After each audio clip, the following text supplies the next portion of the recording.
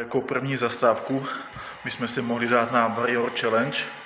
Stále čekám na odpověď od pana hokejisty, kdy se vyjádří, jestli má soupeře nebo ne, protože tam nejde sázet góly.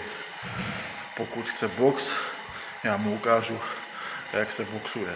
A pokud by to nevzal, viděl jsem, že Dan Veselý je zraněný, že má, nevím, jestli zlomený nebo naražený žebro. Kámo, bude tě to bolet dlouho. Já jsem s tím měl zkušenosti taky. Nevím, jestli zlomený jsem měl, ale asi naražený. A byl jsem líný prostě zajít si k doktorovi. Nemám rád chodit k doktorovi, ale bolelo mě to strašně dlouho, třeba měsíc. Měsíc mě to bolelo. A Dano je mimo hru a je tam jeho soupeř, nevím, jak se jmenuje, ale viděl jsem, že mu sání soupeře do K1 a 8-8, takže klidně 1.5. bych nastoupil a schodil něco málo dolů a dal si buď box, anebo K1 1.5.